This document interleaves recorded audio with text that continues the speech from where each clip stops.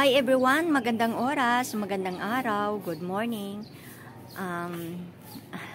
Masaya lang po ako na i-update kayo ngayon sa aking rooftop garden dahil ang aking mga halaman ay punong-puno.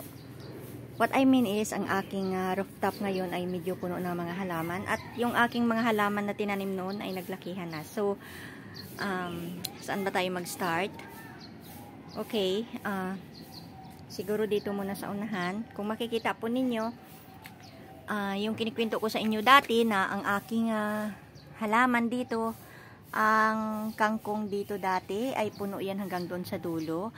Pero hinati ko sila at nagtanim ako ng pitsay. So, ang aking pitsay sa ngayon ay ito na, gano'n na siya kalaki.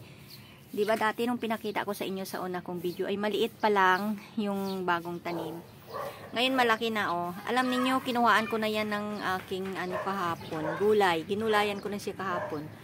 At palaki ng palaki pa siya oh. Medyo crowded siya dahil maraming puno. Nanghihinayang kasi ako doon sa tinanim ko na nagdikit-dikit sila, hinayang ako magputol. Pero siguro bawasan ko na para lumaki kasi supposedly dapat isang puno lang talaga ang itatanim. Pero tingnan nyo, oh, dalawa siya.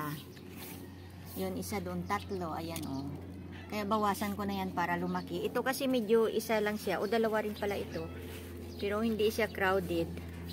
Ito, lumaki na siya, oh. Malaki na ang dahon niya. So, pwede ko na yung bawasan. Kahapon kumuha na ako. At, ayan. Okay. Nakakatuwa talaga.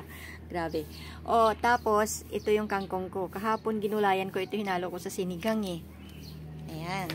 So, ayan ang aking kaubuhan ng aking garden. Medyo puno na siya. Dito tayo ngayon sa kabila. Ayan ang aking ampalaya. Ayan ang walang kamatayan na anong ba tawag dito? Lemongrass. Ito, at ang aking maliit na nagbunga. Patola. At ang aking mga sibuyas, kung makikita po ninyo, nag-experiment po ako ng sibuyas na malalaki kung mangyaring mabuhay dito sa aking rooftop. Nabuhay naman po at tingnan nyo ninyo, dumami na ang kanyang mga sanga. Ayan oh. Ayan. Alam mo, mga 3 piraso lang nito. Solve ka nang ihalo sa itlog. Kasi malalaki. Ayan. So, yun siya. Hanggang doon sa kabila. At ang dito sa baba, yun yung aking original na sibuyas dati. Kung nakikita ninyo sa mga video ko, sa una kong video doon sa rooftop ko. Ito yung mga original ko na sibuyas. Ayan. Dito ko sila nilipat. So, ayan. Dito nagtanim din ako ng pitsay. Kasabayan din ang pitsay ko doon sa kabila na pinakita ko kanina. Pero, hindi siya lumaki oh. Siguro dahil yung lupa, wala na siyang vitamins. Kasi sa susunod, dito ko na ilagay yung mga balat-balat ng balat-balat ng mga gulay namin at saka mga prutas para doon sa kabila naman. Para mapuno na naman sila ng vitamins. Kasi hanggat maaari, hindi ako maglalagay ng mga abono. Mga organic lang ang gagamitin ko. So, nandito, ayan, mayroon akong nagtanim ako nito para pag magbulaklak. Medyo may amoy kasi ito eh. Para lumayo yung mga insekto. Oh, yung aking ito ang aking talbos ng kamuti na mayagpag pa rin. Ang dami. Pinutol ko rin yan dahil yung kaputol doon ang ko. Yung pitsay. At ang aking kalabasa, tingnan nyo. Marami siyang bulaklak. Pero, ayan, may bunga siya. Sana mabuo. Ayan o. At saka doon sa kabila, mayroon din siyang bunga. Marami siyang bunga. May bunga din siya doon sa kabila. Ayun. Sana mabuo naman. Hindi sana siyang alagas.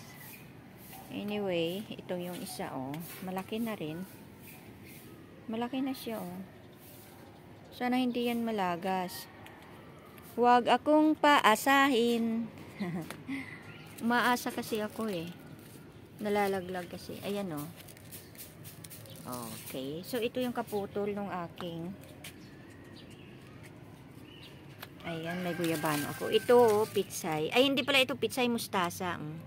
Kasabayan yan nung pitsay ko doong tinanim. Pero doon mataba. Ito, medyo payat-payatot pa siya eh. So, ito po ang itsura ng aking abono. Yung mga balat-balat ng ano, ayan, ng gulay, yung mga dahon-dahon dyan, dito ko nilagay. Tapos tabunan ng lupa sa kataniman. Kaya yung nandoon bago yun, kaya mataba. Ayan siya. Eto, bibili pa ako ng lupa kasi tataniman ko yun ng mga saluyot. Kasi saluyot ko naubos na. Wala na siyang lugar.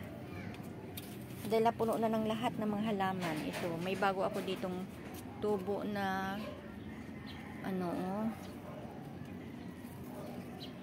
na kalabasa. Sana mag-ano siya, tubo. So, dito, hindi na siya tumubo ang ano dito, yung saluyot. Kasi na tatabunan nitong mga halaman dito eh, oh. Yung aking talong. Ay, may bunga, 3 na, oh. Malaki na, oh.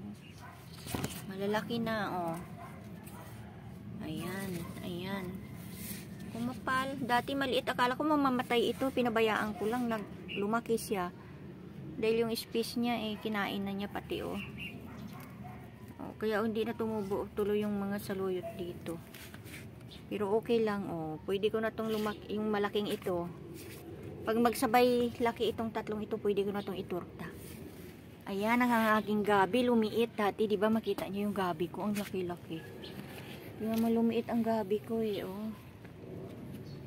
Ayan. Okay. Tsaka ito yung itmo. Ang daming itmo. Kumapal naman talaga ang itmo. Ayan, so ang aking okra. Ayan, may bunga. Maraming bunga ang okra ko. Pero madali siyang magtanda. Dapat paglaki ng konti lang ng ganito, yung ganito, magtaas ng kaunti lang yan. Kunin na. Dahil tumatanda na siya pag hindi mo maalala, hindi ko maalala, nakakalimutan ko. Yan isa tumanda na. Itanim ko na lang ito eh. Yan ang itatanim ko dito sa basura na nilagyan ko. So, ayan, dumami ang kanyang bunga dyan. Pero matigas na itong mga ito. Oh. Paano ko pa kakainin yan eh. Ayan, oh, may bunga kahit maliit po. Maliit lang siya oh, nagbunga. Matigas na siya eh. Hindi na pwedeng kainin. Ilaga na lang yan. Ayan. May maliit ako ditong ito naman oh. Ang daming tae ng ibon. Dito sila nagsasampa. Diyan sa tapos nalalaglag yung tae nila dito. Ayan, oh. May buto pa, oh. Ano pa yung klaseng buto to? Mamaya mabuhay yan. Ayan, mayroon ako ditong bagong sibol na lemon. Yung lemon ko doon sa kabila na nagbunga, lumaki, tinanim ko dito. Ayan. So, ito pa, ang tataniman ko rin ito ng sili. Ayan, so ang aking lemongrass na, oh, malaki ang pakinabang ko dyan. Ayan, may oregano pa rin ako. Hindi ako nawawala ng oregano. Maganda rin kasi yan sa ubo. At ang aking malunggay, mataba, ayan. Kinuhaan na namin yan ng gulay. Nagulay kami. Alam mo, hindi ko na kayang ubusin itong mga gulay ko dito. Hindi kayang ubusin. Siyempre, hindi pwedeng sabay-sabay. Ayan, may tumubo na namang sitaw. Bantayan natin ito. Paano lumaki. At ito, may bagong kalabasa din dito. Mayroon akong mayana. At ang ito kasabayan to ng mustasa ito. Ayan o. Mustasa. Kasabayan ito nung doon o, pitsay. Pero doon maganda ang tubo. Ito kasi hindi siya naiinitan pag ganitong oras. Hindi siya nainitan. Ang init niya lang na natitikman dito ay alas 12. Kasi pag hanggang alas 10 ng tanghali dito, hindi siya naiinitan. Kasi naliliman siya nitong pader. Oh, bakit ano nangyari dito? Bakit parang namatay naman?